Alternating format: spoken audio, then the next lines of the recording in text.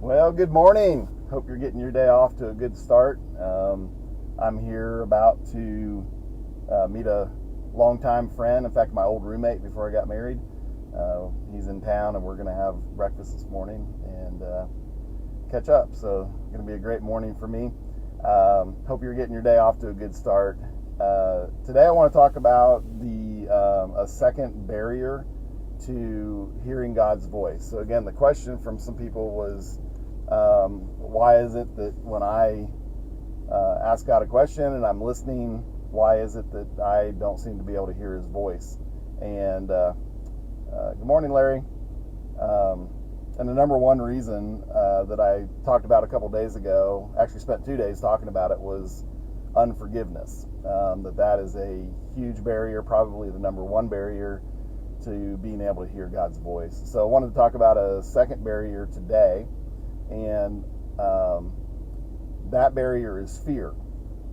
It's a fear that when I hear something or when I ask a question, how do I know that these aren't just my own thoughts, or this is the voice of the enemy, or some other voice that I'm hearing, or some other influence?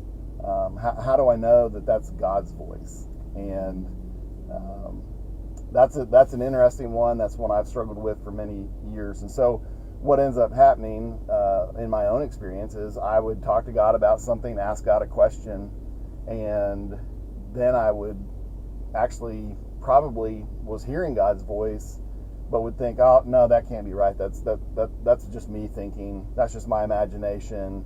Or that's some other voice. That's the enemy speaking something to me. And I had this fear that I was going to get it wrong, or that I was going to be hearing the enemy's voice and not God's voice, and therefore make a wrong move, or whatever it is.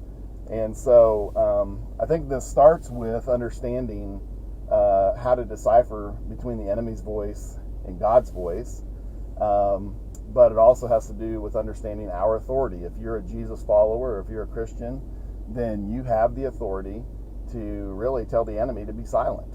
And so usually if I'm going to speak to God, that's one of the first things I'll do. Is a friend of mine calls this silencing the room or clearing the room, but you just tell darkness or the enemy to be silent. And that's by the authority of Jesus and the authority that He's given you. And you just tell him to be silent, and then ask God to be the only one that can speak, to remove all other distractions, and just give God the permission to be the only one to speak, or ask Him to be the only one to speak. And so then you can move forward in confidence. So one is you got to have the confidence that you have the authority to silence the enemy, which you do, but you have to have that confidence. You need to do that, and then you need to be asking God that He would remove all other distractions and only His voice, that His voice would be the only thing that you can hear as you begin to move forward in this time of listening. And so that's just a confidence that those things are real, that you have the authority, you have the ability, and that you can hear His voice. So then the other is, as you have a thought or a prompting about something, the question is that my thinking? Is that God? And what I would say is yes. Because I think God speaks to us through all of those ways. Sometimes it's so clear that, it's almost an audible voice. Now, I don't know anybody that's actually heard an audible voice of God, heard of those things happening, but it hasn't happened with me. But it's very clear, a very clear thought, a very clear emotion, a very clear picture in my mind, a very strong prompting. So easy, I could in any of those go, well, that's just me thinking. But again, you have to have this confidence that God does want to speak with you, that He wants a walking, talking relationship with you. When you silence the enemy and you ask God to remove other distractions and be the only one speaking, then you have to trust that He is going to speak to you through your thoughts. He's going to speak to you in your heart, in your mind. That may be an emotion. It may be a sense about something. It may be a prompting about something. It may be a thought. And again, I encourage you, as you do this, to write, because writing... there's actually a scientific thing about when you're listening to God and you begin to write, it actually triggers something in your mind, and there's some really cool stuff that happens. I'll try to get into that another day. It's kind of scientific. So that would be a barrier, is just not sure if this is God's voice or not. And so the enemy loves to cause confusion so that we're confused about whether we're hearing God's voice or not. So you have to remove that confusion, and that just comes from confidence and faith that God does want to speak to you, that you can silence the enemy, that you can hear him. And then, does the enemy sometimes speak?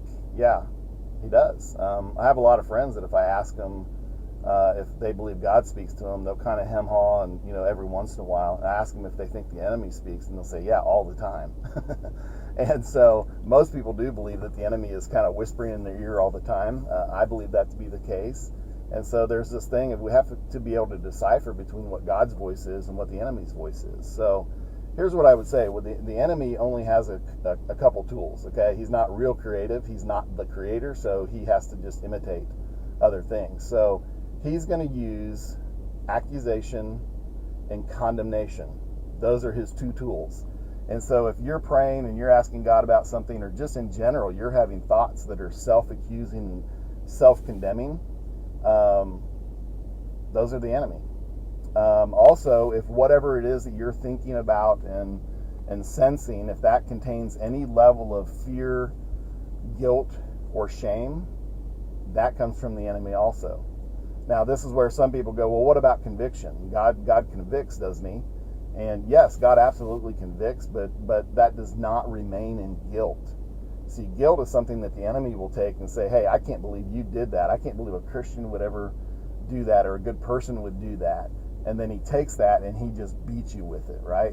That's guilt. And we over and over and over, we kind of meditate or ruminate on these kind of things, when real conviction from God is, yep, I messed up. I confess it, I accept God's forgiveness, and I move on.